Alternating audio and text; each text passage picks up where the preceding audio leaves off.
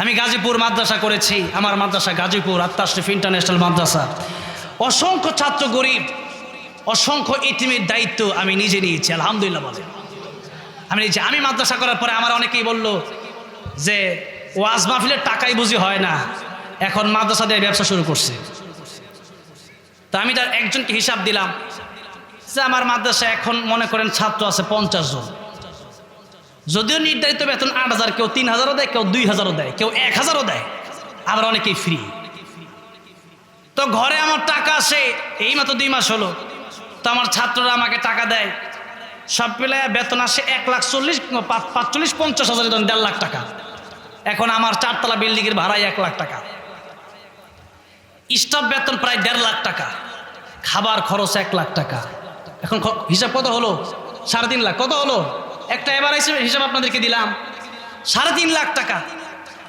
তা এখন আমার তো আলহামদুলিল্লাহ, আমি এই যে কুরবানি ঈদের পরে কাতারে প্রোগ্রাম আছে, প্রায় 9টা দেশে আমার সফর, আলহামদুলিল্লাহ বলে। কাতারে এক প্রোগ্রাম থেকে, দুবাই প্রোগ্রাম থেকে আমাকে 5 লাখ দিবে। কয় লাখ? তো আমি যদি মাদ্রাসায় দিই আমার সমস্যা আছে? দিলে তো সমস্যা নাই। তো আমি তাদের দায়িত্ব নিয়েছি। আমার পাশে, আমার বাম পাশে আমাদের, আমি ওনাকে বাজান বলে ডাকি, মুফতি আব্দুল কাইয়ুমুল্লাহ সাহেব, ওনার মাদ্রাসা ওই পাশে আর ইন্টারন্যাশনাল মাদ্রাসা। 150 এতিম ছাত্রকে ওনার নিজের টাকায় উনি পড়াশোনা করেন, আলহামদুলিল্লাহ বলে। কত ছাত্র? 150 এতিম ছাত্র, প্রায় 2,000 ছাত্র, 150 এতিম ছাত্রর দায়িত্ব তিনি নিয়েছেন। এবং আমি প্রায় সময় দেখেছি যখন খাবার খান, মাঝে মধ্যে এতিমদের জন্য 20 পদ 25 পদ খাবার এনে খাওয়ায় এরপর হাদিয়া দিয়ে দেন। আমি আমার মাদ্রাসার যারা এতিম ছাত্র, যাদের বাবা মা কেউ নাই পৃথিবীতেই, তাদের দায়িত্ব নিয়েছি। মাঝে মধ্যে যখন আমার মাদ্রাসায় কোনো ভালো খাবার আসে, তখন আমার মাদ্রাসায় এমন একটা, আলহামদুলিল্লাহ আপনাদের দোয়ায় প্রতিদিন মানুষ হাদিয়া নিয়ে যায়। এখন আমার কাছে এমন একটা হাদিয়া আসলো, মনে করেন যেটা সবাইকে দেওয়া যাবে না, তো আমি ওই এতিম ছেলেটাকে ডাক দিয়া এরপর তার হাতে তুলে দিই, কারণ তার বাবা মা নাই। আজকে একটা গার্ডিয়ান আমার মাদ্রাসায় গেছে, তার সাথে এই পর্যন্ত আসছি আমি, প্রাইভেটের গাড়ি নিয়ে গেছে, এই 3 বাচ্চাটা তাকায় রয়েছে।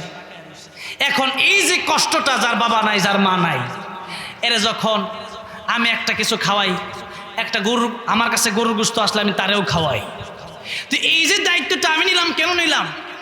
কারণ আমার এতটুকু মনে হয় আমার আমল দিয়ে আমি জান্নাতে যেতে পারবো না, এটা আমার কাছে মনে হয় পারবো না আমি। এখন এই এতিম ছেলেটা, ওর কোনো আমলের কারণে আল্লাহ হয়তো আমার জান্নাত দিতে পারে, যেরকম ঠিক কিনা? তো এরকম 150 এতিম 100 এতিম আছে। এখন তার 100 এতিম বা 150 এতিমের কারণে আল্লাহ ওনাকে, 150 এতিম তো সবাই খারাপ হবে না, 150 এতিম থেকে 5 জন হয়তো আল্লাহ ওলি হয়ে যাবে, ঠিক কিনা বলেন? তো এই 5 জন ওলি যখন জান্নাতে যাবে, আল্লাহরে বলবো, আল্লাহ তুমি তো আমার উসিলায় তারা খাওয়াইছো, আল্লাহ নিজে 2 টুকরা গোশত থাকলে 1 টুকরা আমি খাইছি, আরেক টুকরা তারে খাওয়াইছি, আল্লাহ ও আজকে একা জান্নাতে যাবে।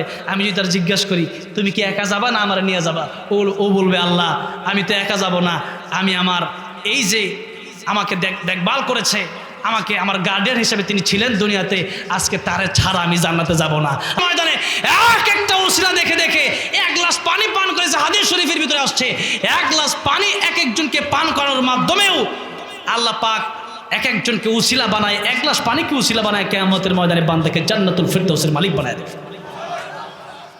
এই জন্য যদি সন্তান না থাকে, মাদ্রাসায় দেখবেন কোনো এতিম আছে কিনা, যার পড়ালেখা করার খরচ নাই।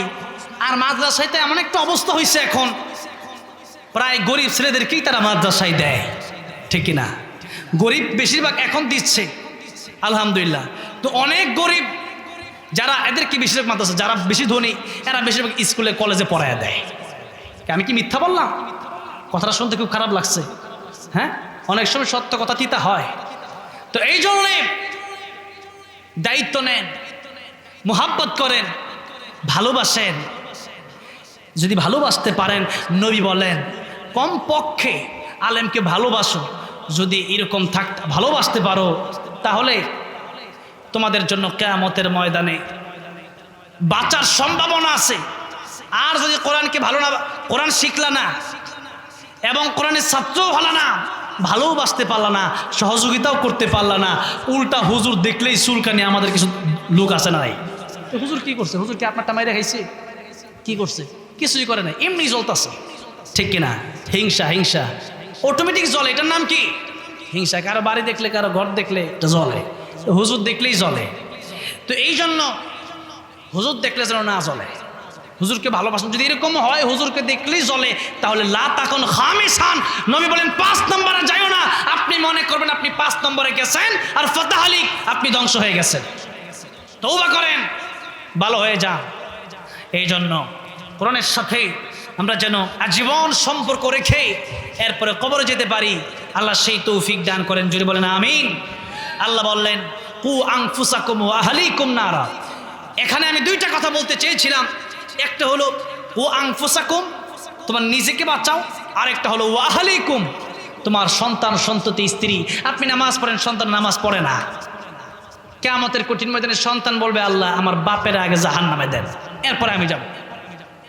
এরপরে আপনি কোরআন শিখলেন কিন্তু আপনার সন্তানকে শিখালেন না, তাহলেও এই সন্তান আপনার বিরুদ্ধে বিচার দায়ের করবে। এই জন্য যারা এখানে বসে আছেন আমি তাদেরকে অনুরোধ করে বলবো, নিজেও বাঁচেন, পরিবারকেও বাঁচান। কারণ আল্লাহ 2টা আদেশ করেছে এখানে। এখন যদি আপনি নিজে বাঁচলেন, সন্তানকে বাঁচালেন না, সন্তানকে কোরআন শিক্ষা না দেওয়ার কারণে কিয়ামতের ময়দানে আপনাকে জাহান্নামে যাওয়া লাগবে, এবং সন্তান কিয়ামতের ময়দানে আপনার বিরুদ্ধে লানত করবে। জুড়ে বলেন নাউজুবিল্লাহ।